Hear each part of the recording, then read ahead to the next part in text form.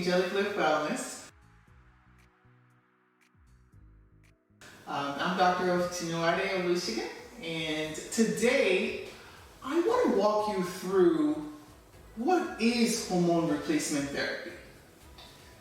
A lot of you have heard about that terminology and are wondering, is this something I should stay away from, or is this something that I need? Because you probably heard both sides of the story. Some people are fanatic about it, they want everybody on hormones, and there's those that are like, don't touch that, with a 10-foot pole, right? So you're kind of in the middle here wondering, is this even something I should be looking into? And that's what I'm going to be talking about today. If you've not yet subscribed to this channel, do so right now, because these are the type of things that I address and talk about on this channel.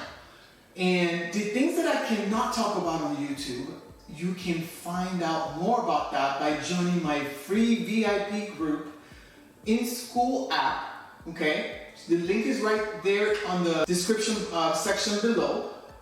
Click that, join it, it's all free for you to come hear about things that might be a little bit controversial that I cannot talk about here on YouTube. Got it? All right.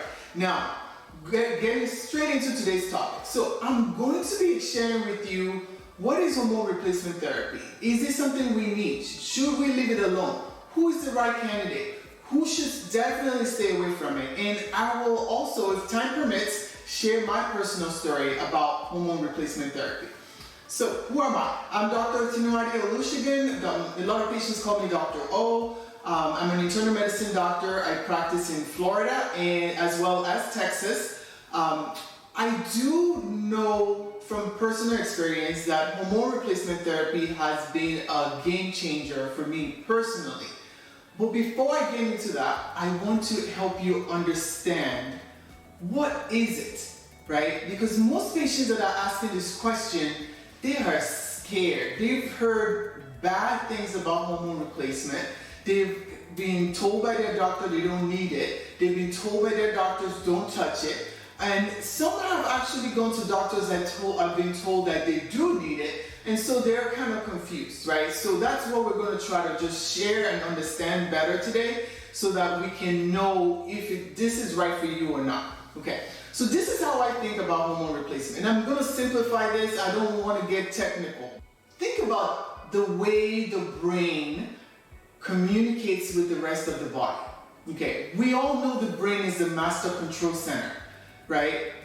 It sends out signals to the rest of our body to tell us when to do this, when not to do this, when to move your leg because something's about to drop on it, right? When to react, when to not react. The brain controls a lot of these things, right? So now think of hormones as the chemical messenger that the brain has to send to the rest of your body to get that message across, okay? So a good example is this. If the brain needs the ovaries or the testes, in the case of men, to make more hormones, the brain itself actually has to release another hormone that then travels down into the bloodstream all the way to the ovaries or testes and tells those organs to release another hormone. Okay? So when those hormones are now released, some of them actually travel back to the brain to now let the brain know that there is enough hormones in the bloodstream. So it is actually what we call a feedback loop, which means the brain secretes one chemical messenger to talk to the organ that it's interested in talking to, and then that organ releases whatever the brain just told it to release. But then it sends some of that back to the brain, and now the brain is like, okay, the testes heard me, the ovaries heard me, all right, we're good. And then the brain stops secreting that hormone that it was sending out to stimulate the ovaries. I hope that makes sense. So we have this feedback going on, right, where the brain is talking to the ovaries is listening, and it's releasing something, and then that thing goes back and talks to the brain, okay? So that is kind of an example of how our endocrine system works, right? Our hormonal system. So when we're talking about hormone replacement therapy, When this is needed is when your own ovaries or your testes is no longer making enough of those hormones, even though they are still getting the signal from the brain. Okay? So the most common signal that we get from the brain is a chemical messenger called follicle stimulating hormone or luteinizing hormone. Okay, and sometimes both of them are released. Okay, so when we release follicle stimulating hormones, what we're telling the ovaries is we're saying, hey, ovary, release some follicles, right? Basically, release an egg so that we can go through a monthly thing. Okay, and in the case of men, it's telling the testes, go ahead and release some testosterone. Okay.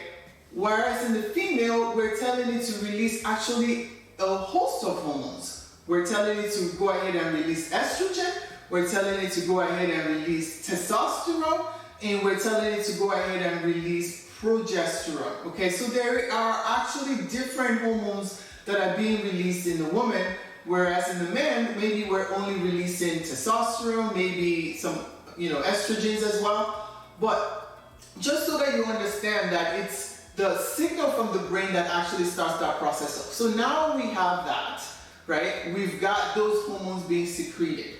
What are they going to be doing? What is the purpose of those hormones? When we actually look at the research that has been done, these hormones are responsible for over 100 things in your body every day. Over 100. I'm not being very conservative, okay? They do a lot.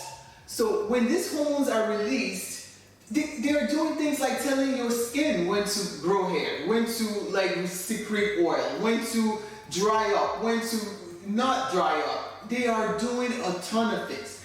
It's affecting the way that you're going to sleep. It's affecting whether you're going to build muscle. It's affecting whether your heart is going to work right. It's affecting whether you're going to have libido or not. There's a lot of things that they're doing. And so these hormones are very, very powerful chemical messengers. And that is the basic thing that I want you to walk away from this video with, is that without these hormones, there are over 100 different functions on a daily basis that your body is not going to be able to do, or at least not do effectively if you don't have enough. So I hope that actually helps you understand why hormones are important and why we cannot just say, oh, well, just let nature take its course. It's dwindling, so what? And maybe it's meant to dwindle. Watch the next video because I'm going to go farther into this topic where I'm going to share with you my personal journey, why I decided to start replacing my hormones at the age of 31. See you in the next one.